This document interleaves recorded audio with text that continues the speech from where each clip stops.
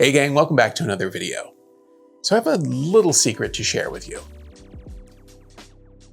I've never cosplayed before, but I figure with Star Wars Celebration right around the corner, now's as good a time as any to get started. The base for these goggles is a 3D model designed by a friend of the channel and fellow maker, PropRite. The files are available for free on Thingiverse, but if you don't have access to a 3D printer, you can purchase them through their Etsy shop. And I'll leave a link in the video description to both if you want to make a pair for yourself. After a quick coat of filler primer and sufficient time for it to dry, it was time to lay down some chrome spray paint. This base layer will be masked off in select areas to give the look of chipped paint later in the build. Metallic spray paints can be temperamental and tend to take a long time to dry, so you'll want to apply a few light layers to build up to your final coat. And after a few hours, it was time to apply some liquid latex masking to create the chipping effect. Because the latex tends to dry quickly, it's helpful to have some locations in mind before you get started.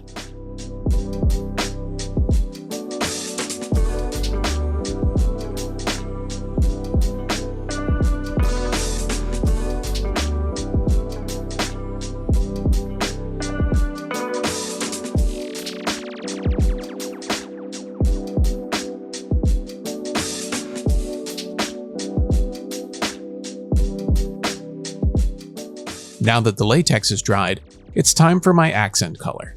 I went with red since this will be part of a Shoretrooper variant costume, but you could use whatever color you like. A bit more drying time, and then it's on to the final latex masking layer.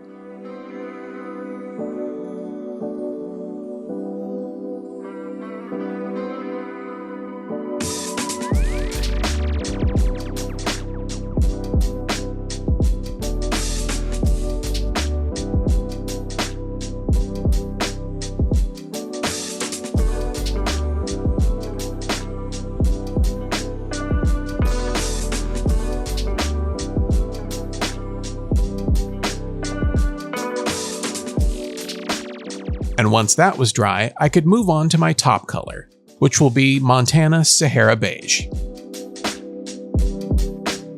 I let this layer dry for about 15 minutes before I started to peel off the latex masking.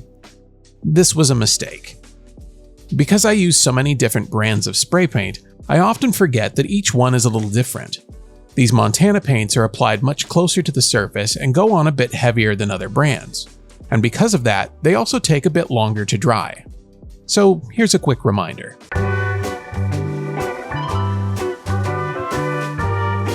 Because the top layer of paint hadn't fully cured and was still soft to the touch, the latex was a bit challenging to remove and the paint was wrinkling under the pressure of my fingertips.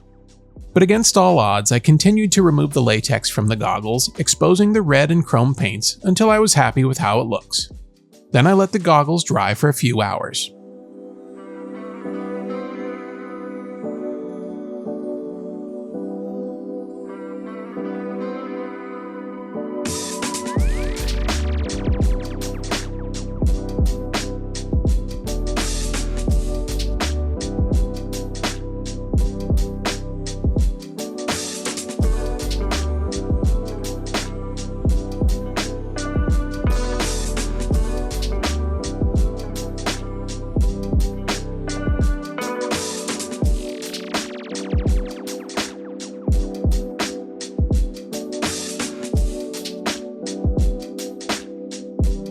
Once I was sure the paint had fully dried, I liberally applied and then wiped away some oil paint to give the goggles a grungy look.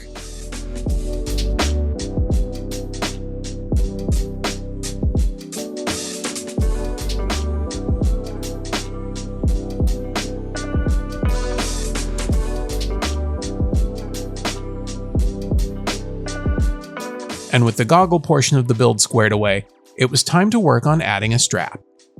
I knew I wanted to use some elastic, but I also wanted to hide as much of it as possible.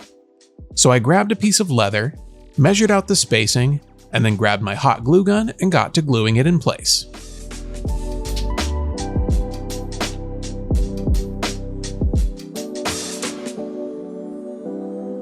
Once the leather was squared away, I threaded the strap through the openings in the goggles and glued them together. The last thing on my to-do list was a bit of weathering to the leather.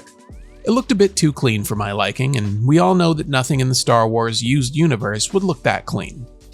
So I grabbed a bit of paint and my airbrush and got to weathering.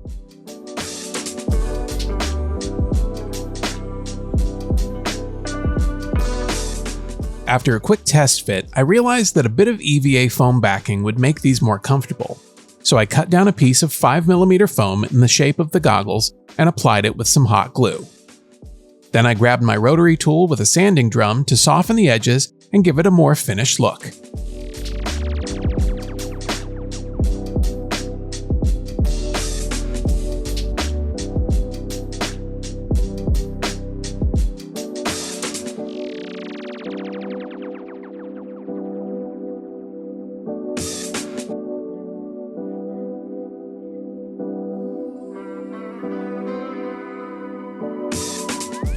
And with that, these Galactic goggles are done. Well, that's going to do it for this one. But don't worry, because I'll be bringing you along with me as I build out the rest of this costume for Star Wars Celebration. So whether you're heading to the convention or maybe just to Batuu or even on the Halcyon Star Cruiser and want to do a bit more casual cosplay, let's say, there'll be some tips and tricks here that you might find useful. Well, that's going to do it for this one. Be sure to like and subscribe if you haven't already, but most importantly, go make something.